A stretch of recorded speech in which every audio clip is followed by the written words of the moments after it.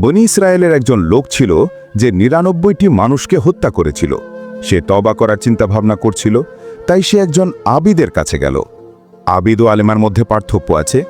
আবিদ হচ্ছেন যিনি সৎ ও সরল পথের উপর আছেন, কিন্তু তার ভিতর শরীয়তের গভীর জ্ঞান নেই, যেটা একজন আলেমের আছে।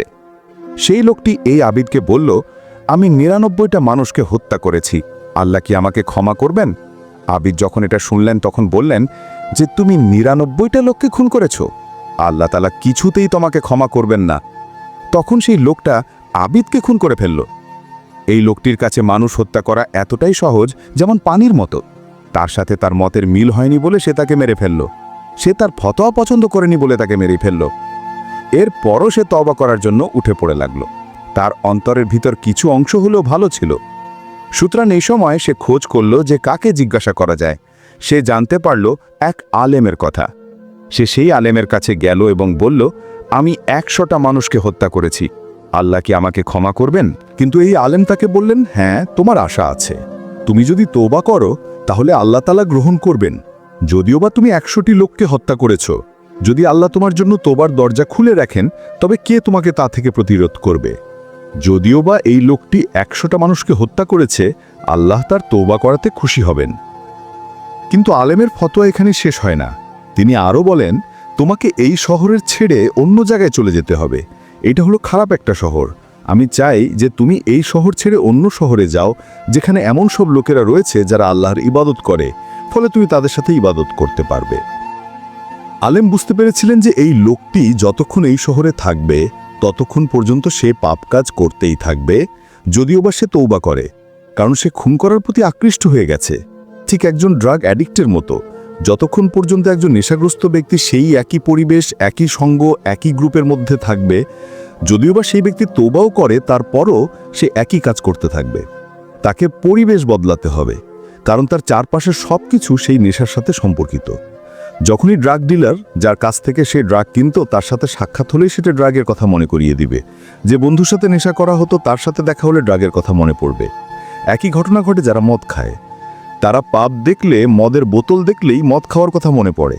তাই এসব থেকে দূরে থাকতে হলে এসবের পরিবেশ থেকে দূরে থাকতে হবে। সে কারণে আলেম সেই খুনিকে বললেন তার শহর থেকে চলে গিয়ে অন্য শহরে ভালো লোকদের সাথে আল্লাহ সুবহানাহু ওয়া তাআলার ইবাদত করতে। ভালো লোকদের সংস্পর্শে থাকলে সেটা আপনাকে ভালো কাজ করতে অনুপ্রেরণা যোগাবে। বিপরীতভাবে খারাপ সঙ্গে থাকলে সেটা আপনার পতন ঘটাবে। মুহাম্মদ সাল্লাল্লাহু আলাইহি ওয়াসাল্লাম বলেন, যদি তুমি একজন কামারের পাশে বসে থাকো, তবে তোমার গা দিয়ে কামারের মতো গন্ধ বের হবে। আর যদি তুমি সেই লোকের পাশে বসো যে কস্তুর বিক্রি করে, তাহলে তুমি তার সুবাস কিছুটা শোষণ করে নেবে। অর্থাৎ, যদিও বা আমরা একটি কাজের সাথে জড়িত নাও থাকি, কিন্তু ওই পরিবেশে থাকার কারণে আমরা সেই গন্ধটা নিজের মধ্যে নিয়ে নেব। সেটা আমাদের অনিচ্ছা সত্ত্বেও হবে। তাই আমাদের উচিত সর্বদা ভালো মানুষের সংস্পর্শে থাকা। পরিবেশের একটা বিরাট প্রভাব এসব ক্ষেত্রে আছে। তাই সেই আলেম তাকে তার শহর থেকে অন্য শহরে যেতে বলেছিলেন। তার কথা মতো সেই লোক অন্য শহরের দিকে রওনা দিল। কিন্তু আল্লাহর ইচ্ছে মাফিক সেই লোকটি সেই শহরে পৌঁছানোর আগেই মারা গেল। যখন সে মারা যাবে, তখন মৃত্যুর ফেরেশতারা তার রুহু কবজ করার জন্য আসলেন। যখন একজন ভালো লোক মারা যায়, তখন রহমতের ফেরেশতা তার রুহু কবজ করতে আসেন। আর যখন একজন খারাপ লোক মারা যায়, তখন শাস্তির ফেরেশতা তার রুহু কবজ করতে আসেন।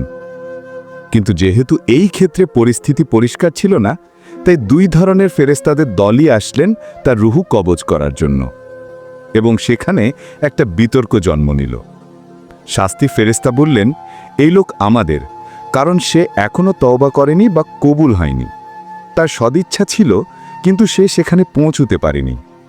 রহমতের ফেরেশতা বললেন, না, সে তওবা করেছে এবং সে সেই শহরে যাওয়ার জন্য রওনা দিয়ে দিয়েছে।